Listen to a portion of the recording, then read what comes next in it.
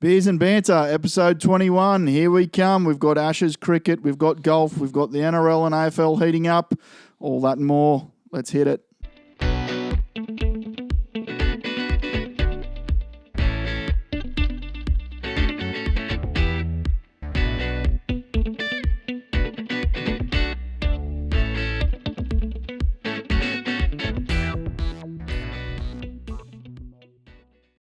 Big Dillsy, welcome back to the sweaty box, mate. Take Big two. Red. How are you, mate? Well, I've already churned through a beer and we haven't even recorded an episode, so Yeah, just a little minor hiccup along the way.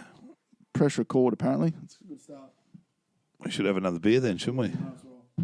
Thank you, mate. You idiot. Sorry about that. I can't believe that.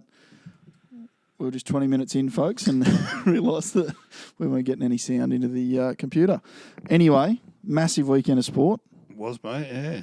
Plenty of late nights watching. Chewing up the sleep again. Yeah, seems to be the same every weekend at the moment.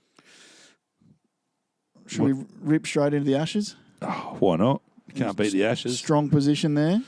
Yeah, it's for a 3-day turned into a 3-day match, obviously with 2 days rained out, and even yesterday, going to the final day of the test, it was still anyone's game, which is, that's all you can hope for in a test match. I think draw was probably a fitting result, but I think probably Australia looked probably the better side for the majority of the test. They do look good. My only concern is with Steve Smith now in a little bit of doubt for the next test starting in 3 days. He's scored 30% of the runs for Australia so far. Kids, we've got the Monday curse going on. Something's telling us that they don't want us to record today. So they've scored 30% he's scored 30% of Australia's runs, and now in doubt now. The spell by Joffrey Archer. Is that his name? Joffre, yeah. Joffre? I'm thinking Game of Thrones, Joffrey. Joffrey Archer. They're saying one of the greatest spells of bowling by an Englishman ever. Fastest over of all time by an Englishman. My point is, if he kills Steve Smith, is it still a great over? Is it still the greatest bowling performance by an Englishman? Wow. Seems dangerous. Yeah, look, I mean, it's unfortunate, and you don't like to see anyone get hit, especially after what happened a few years ago to Phil Hughes. But yeah, as I said to you in the pre-recorded here before we the first take one, I think the short delivery's been around for 100 years, and you go back sort of 20 years, 15, 20 years, and these guys didn't wear helmets, but the ball was still the same, the deliveries were still the same. And I think if, in hindsight, if he doesn't get hit by the ball and he ducks under it, it's a good delivery. Yeah. So as much as you don't like to see anybody get hit, and it's, especially when it's Steve Smith, who's been the best player by a mile so far, I think it's part of the game. Is it Bodyline 2.0 though? No, I don't think so. I think, as I say, it's part of the game, has been for a long time. I think probably unlucky that I think Smith maybe lost sight of it and turned away. Yeah.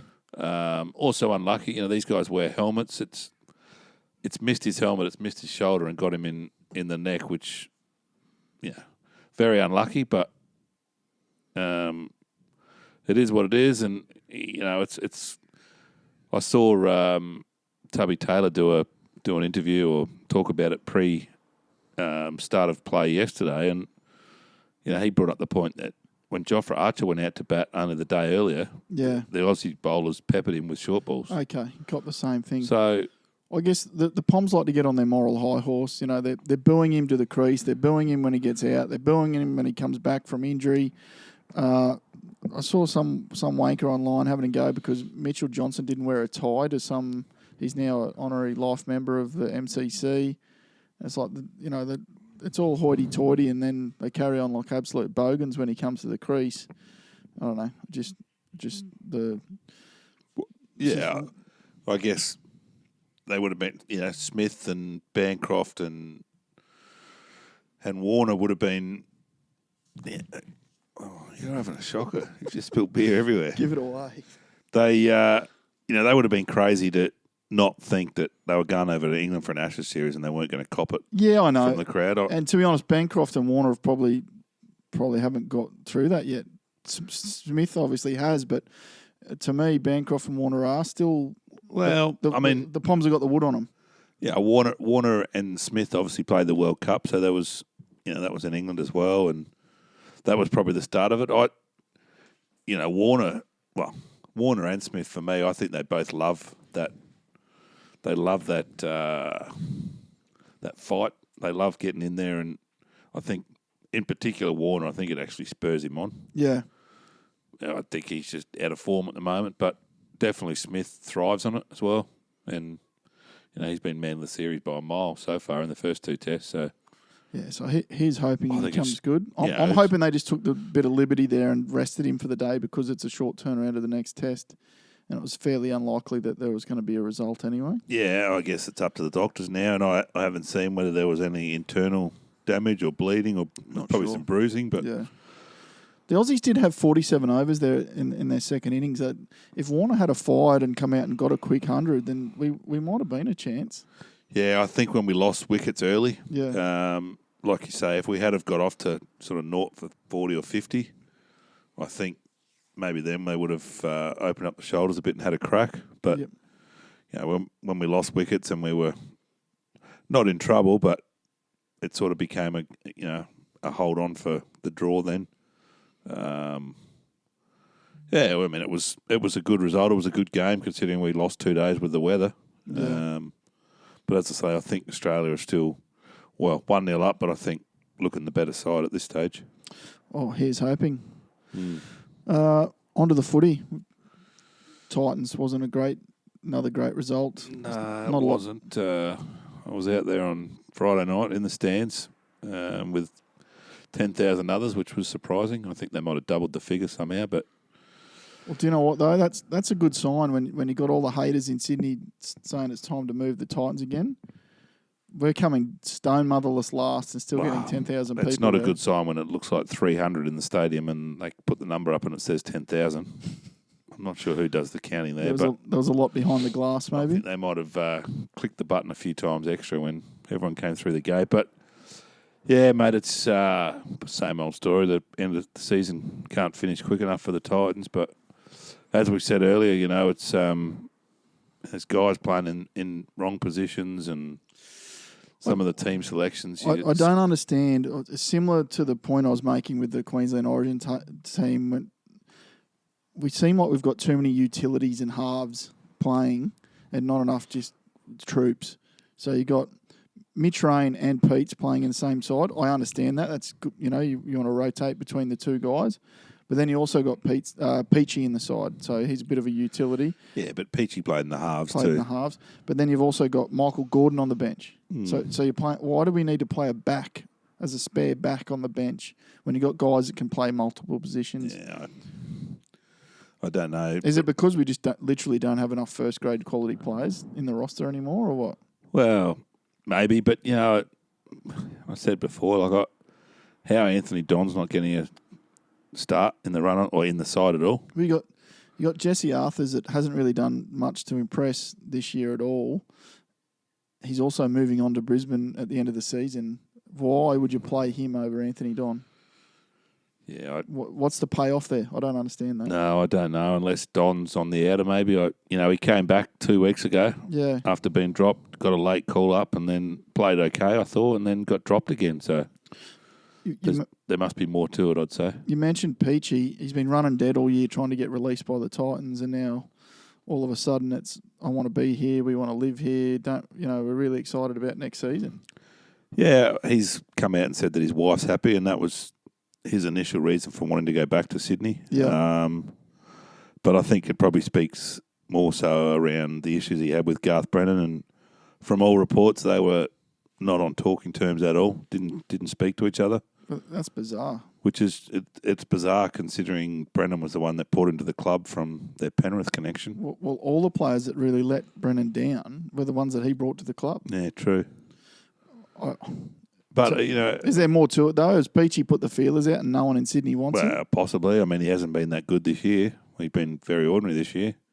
But I still come back to the fact that new coach, new season, and if Holbrook can get Peachy back to where he was sort of 18 months ago, and it's similar with Ash Taylor, but if Peachy can get back to where he was 18 months ago and be happy and play good footy, I'd rather have him in our side than let him go. But do we need small utilities? So you're going to have Rain, Pete, Peachy, Roberts, Taylor.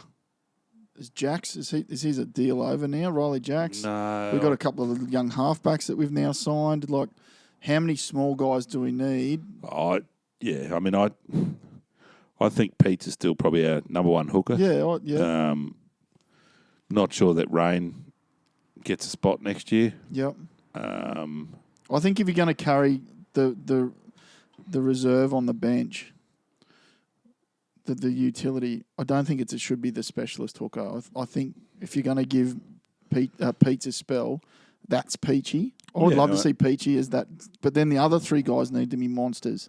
Just three giants that are going to come on and keep us rolling forward. Well, don't forget we got Ryan James out, Boyd out, Shannon Boyd out. Wallace didn't play either. Wallace didn't play because he had a baby 4 days earlier, which is mind-blowing. I understand it. When I had my third child... you missed Oz Tag, did you? The lovely company that I work for, I got some paternal leave. But also, when I had my second kid, I drove back to the mines about 4 days after she was born. Like, would you not come out and honour the birth of that child and just come and have the game of your life and then hit the beers, wet the head, and then back to the hospital the next morning? Well, especially when, he didn't have to travel. It was a home game. Yeah. So he could have spent all week with the baby. Yeah.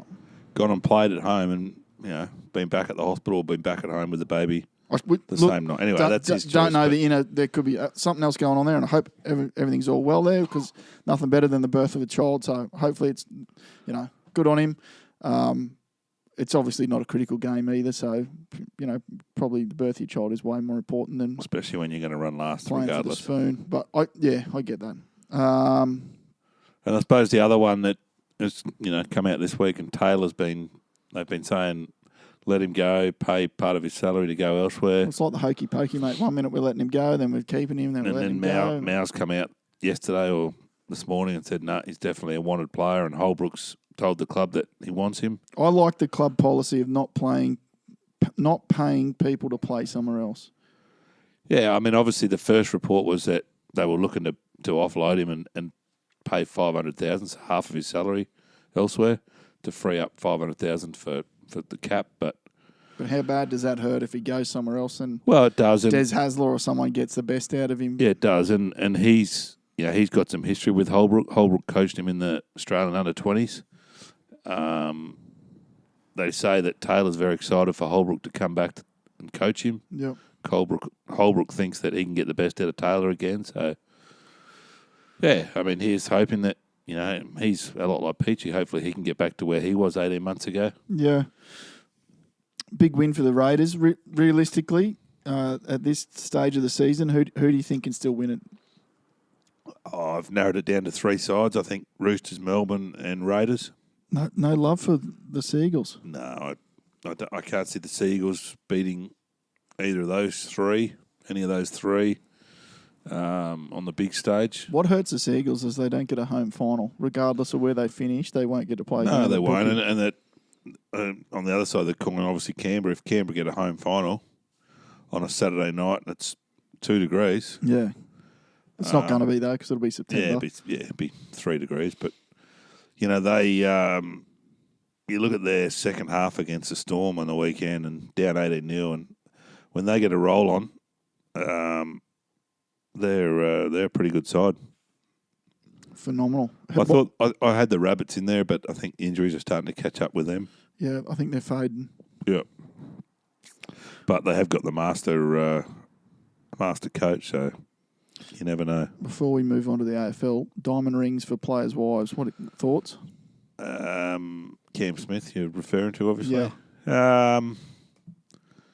It on the front, it probably looks a bit strange. Computer says no for me. Yeah, the NRL obviously look at it and say, well, first guy to play 400 may not be another guy to play 400 for quite some time if ever. Get him a plaque. Yeah, maybe it's their way of recognising. Well, I don't know their thought process, but maybe it's their way of recognising women in sport and partners of footballers that obviously dedicate a lot to. I mean, she's been there from day dot for him. I think they've been married pretty much his whole career. And look, I think I've calculated it before. He spent over a year of his life in Origin camp. So certainly there's great sacrifices at a family level that come with that. But I would say there's hundreds of other wives and mothers out there that have driven their sons and husbands to training and cared for them when they're injured. And what about the guy that only plays 200 games because his body's just crippled with injuries, and then the wife's got to look after that bloke? Isn't that testament to Cam Smith that he's played the same game and played 400 games? Does he not get paid for those 400? Oh, he does, and he gets paid very well. But just something doesn't sit well with me about secretive presence. Yeah, but it wasn't secretive, was it? They didn't hide the fact that. I mean, they sat there and presented it to him on stage. It only came presented out to her, I thought. I thought it came out because someone broke the story. Could be wrong. Yeah, I'm not sure, but they obviously had a reason behind it, the NRL. I don't like it. No. Buy a diamond ring for the ladies in the canteen. Well, there's no doubt that he could afford to go and buy one himself. So. Correct. Yeah, interesting. It's like boats in driveways and diamond rings, and I don't know. There's something about it that doesn't sit right with me. Anyway, AFL. Yeah, a couple of... the only thing making the Titans look good is the Gold Coast Suns at the moment. Yeah, they're in a world of hurt, the Suns. It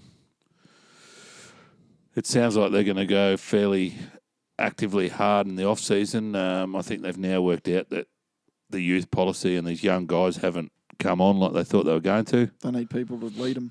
They need... and Luke Hodge at Brisbane has probably set this up for a lot of other clubs to look at it and say, well, you can bring a guy in for maybe his last 1 or 2 years of his career and play a on-field mentor type role. Hodge has done it very well at Brisbane, and I think the Suns are looking at guys like Burgoyne from Hawthorn and Eddie Betts, maybe even Eddie Betts from Carlton. Although I think Carlton are probably the favourites to get him back. Their old favourite son, Eddie, might go back to Carlton. But, Burgoyne and even Roughhead, who retired from Hawthorn on the weekend, he's fairly good mates with Stewie Dew, the coach of the Suns. What round is it in the AFL? Are they wrapping it up? Last one this weekend. So why did he retire last weekend? He's been in... Well, he hasn't played senior footy probably for much of the back half of the year. Oh, right. So they brought him back. It was a home game. Yeah, right. They brought him back for a farewell. He's a legend of the club, 4-time premiership player, past captain, past club champion, etc. Fair enough. So they brought him back for a farewell game. But I wouldn't be surprised if he fronts up next year for a 1-year deal with the Suns.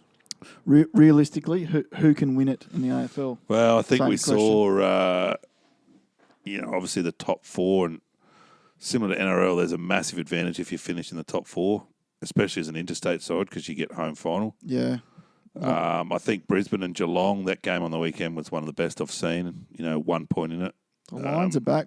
There was talk real early in the season, and everyone thought they were getting ahead of themselves, but they've carried the momentum, haven't they? Well, I think they on the back of 8 in a row on the weekend, everyone sort of said, well, they're up against the best team in the comp, or top of the ladder team. Yep. Let's see how well they're travelling. And they gave Geelong a bit of a start, and they hung around all day and got the win. So I think that probably not opened up a lot of people's eyes, but people realise that they're the real deal. And particularly, they play Richmond this week. So if they can beat Richmond, they'll finish top. And like I just said, they'll get a home final, which is a massive advantage at the Gabba. If they can win that, they then get a week off and have a home prelim final.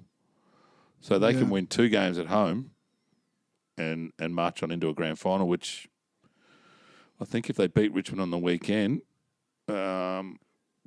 you'd be mad to back against them winning their 2 games at the Gabba and making a grand final, which is massive because they're going to have the whole of Queensland riding on them. They will. They're the best chance we got of winning something this year. I think it's been publicised a lot this year, but the turnaround from where they were, not so much last year, but even the year before. I mean, they were a basket case 2 years ago, and last year they were bottom half of the bottom 8, and they've turned it around to now be one of the favourites for the premierships. I think that's what's caught everyone offside or impressed everyone so much. The other game on the weekend was Richmond and West Coast, that was 3rd against 4th.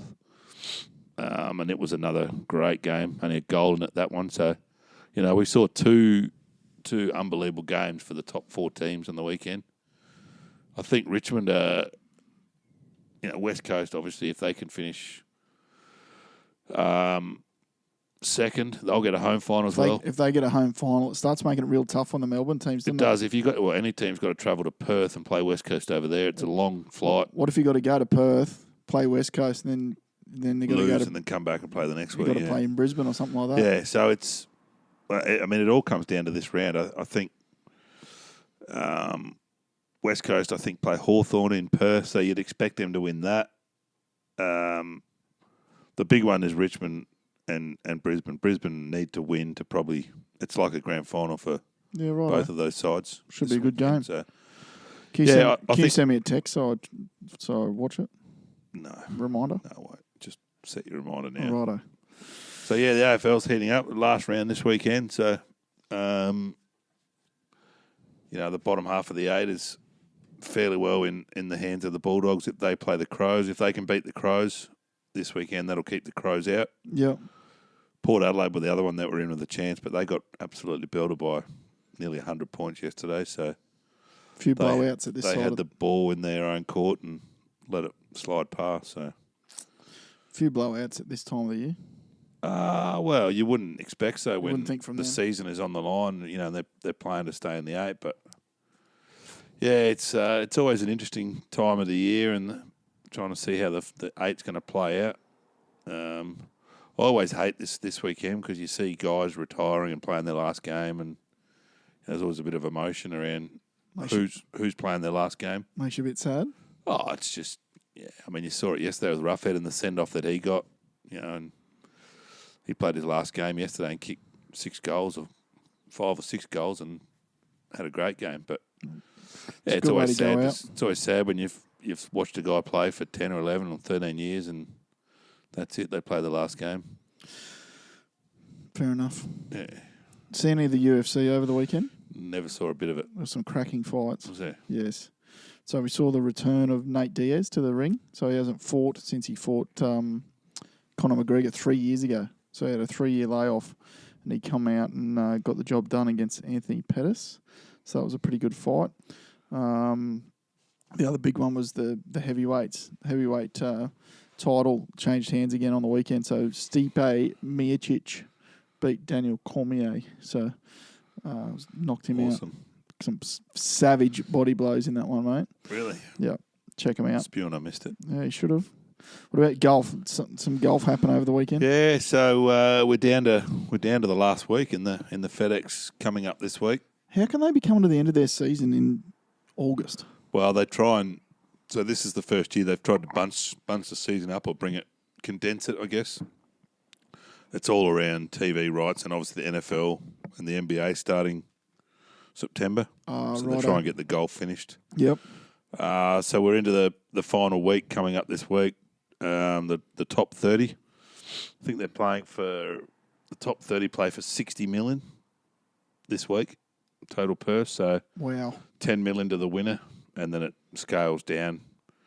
Basically, everyone that finished in the top 125 gets paid, but the top 30 who play this week get the bonus. So how did it work? So you had to make the 70 cut off. Was that top 70 in the world, or was that top 70 top for 70, that tournament? Top 70 in the money earners for the year. Yeah, so it starts with 125, then got cut to 70. But it wasn't necessarily where you finished in that tournament. It was where you finished. It was where you finished for the year. So they have a point system. Yeah. So is Tiger done? Yeah, he's finished. So it's only the top 30 advanced to this week coming. Yeah. He finished 42 or 43, I think. Yeah, righto. So he's done. Scotty's still alive, but yeah. So the Australians, we got Adam and I think Leishman are the only two to go on to the final 30. Yeah, righto. Jason Day dropped out. He was mid-40s. Did he? So they now start. It's a new format this year, but they basically start at the start of the Tour Championship this week. They start on a certain score relative to where they are ranked. Wow. So, for example, Justin Thomas will go in as the number 1 seed. Yeah. He starts this week's tournament at -10. Cantlay, who is number 2 on the points, he'll start at -8. And it goes all the way back down to, I think, 25 to 30 all start at even par. Wow. What? So in the years gone What does by, that do, though? well, in the years gone by, they'd have the Tour Championship, and you'd have a winner of the Tour Championship. Yeah. Then you'd allocate points relative to where you finished in that tournament, and then that would determine who won the FedEx Cup, which is a $10 million Yeah. first prize. The idea behind this is everyone knows during the week what their score is. Yeah. So obviously, as they go through, Thomas starts at 10 under. If he shoots 2 under the first day, he'll go to -12 at the end of the first day, and everyone else relative to what they do. During the course of the tournament, everyone now knows where they stand against winning that first prize of $10 million. So, whereas last year you and I were listening to it in the car, Tiger won, but he didn't necessarily win Correct. the whole Tiger lot. won the Tour Championship last year, but Justin Rose won the FedEx. So for this, whoever this wins year- the final, Well, whoever finishes on the best score yeah, relative to where they've been ranked right now, yeah, so relative to what they start the tournament on, they'll then win the FedEx. that's huge. So, for example, Scotty, I think starting at 12th or 13th, Yeah, I think he starts on about -2 or -3. yeah, okay. So basically he's 7 shots off the lead starting. But everyone tournament. knows where they're at, so yeah, I don't mind that. Yeah, so I think it'll be good. It'll be interesting to see. It's the first time they've done it. In the past, guys out on the course during the tournament, the TV coverage has been okay because they've updated Yeah, the regular FedEx standings, but the guys on the course haven't really known where they're at. where they're at in the whole FedEx standings. Is it time to bring in a shot clock in golf? Bryson DeChambeau, obviously, you're talking about. Is it DeChambeau or Rochambeau? DeChambeau. Well, Rochambeau's that game where you kick each other in the nuts. Oh, yeah, that game. Do you want to play? I'm going first. You had a funny upbringing, didn't you? Yeah, I'd love to see it. Like, you've got a minute to putt, and then 58, 59. Yeah, look, I mean, he's copped a heap of publicity, in particular social media, over the last couple of weeks. And there's actually footage of him one shot or one putt. Not there. just social media. All the other pros were roasting him. Well, yeah, on social media. Yeah. There was a shot where he took 2.5 minutes or something to hit a putt. I guess from another competitor point of view, it's probably most off-putting for them. Yeah. Stand around and watch and wait, and there's nothing worse as a quick player to be paired with a slow player when you're constantly waiting all day. Yep. So, I think there's merit for. Well, there's always been. You've got a certain period of time to hit each shot. I think they probably slacken off a bit on the PGA Tour and probably don't enforce it. Yeah. But if he's in a group that's slow, and that the PGA Tour has, you've got a certain period of time to be behind the group in front. Yep. If they fall behind, they go on the clock and they get watched by the PGA Tour and they've got to pick up the pace of play. Yeah, righto. Now, if you're in the group with him and you get put on the clock and you're a quick player, Yep. I mean, that's just Pressure you don't need. it just absolutely pisses you off. I mean, it just puts you straight off your game. So I think that's where all the other players are getting frustrated. While we're on the golf, there was a cracking podcast that needs no pumping up, but Matty Johns is obviously the best in the game. He had a special guest on last week, Craig Johnson. How is he not a household name? I'd never heard of him before I listened to the pod, and he should be one of the most famous Australians we've ever had. Well, a lot of people would know who he is. Obviously, kicked the winning goal for Liverpool in the FA Cup. Yeah. Spent a lot of time overseas. It's funny, and you probably brought it up. I spent a bit of time with him a couple of years ago in the Bahamas. I spent a week with him. So that's why I'm filthy, because I want to know why we didn't get that exclusive here at Piers and Banter for a start. Yeah, we might have to work on that one. Yeah. We might have missed the boat, but you've met him. I spent a week with him over in the Bahamas, probably going back 4 or 5 years ago. A few of the boys went over for Tiger Woods tournament over there. Yep. And he was over there with Timmy Cahill for the week, and we sort of spent the week with them there once they worked out we're Aussies and whatever. But I actually watched and listened to that podcast, and his story is unbelievable. He went to Europe went to England as a 15-year-old and got told he was the worst player ever to try and play or to try out for football over there. Over his first half into a trial. Any kid that's coming up and thinks they're going to be something big, they need to listen to that podcast. Yeah, and the way he is and his philosophy on life and the way he talks and the stories he tells is exactly how he is. Yeah. We had a couple of really good nights on the piss and a game of golf and walked around with him on the golf course there most days, and the way he came across in the podcast, it's him. He's just... I never knew who he was, and I think I've added him to my 4 over for a barbecue. He is... his story... So, post-soccer, he ended his soccer career early, but went on to probably have a more successful post-sporting career than probably what his soccer career was. Most guys, and you'd say that, people don't know who he is, but everyone knows the Predator football boot, and he actually invented that. I was talking to a mate of mine today, and he's like, "Yeah, I had a pair of those." Yeah, he was very successful at business, but then went bankrupt, and just his life story and his journey is. I reckon he would have cost you some money. He invented that automatic billing software that bills your minibar as soon as you take a stubby out of it. Yeah, he probably got me a few times. It's cost you some cash.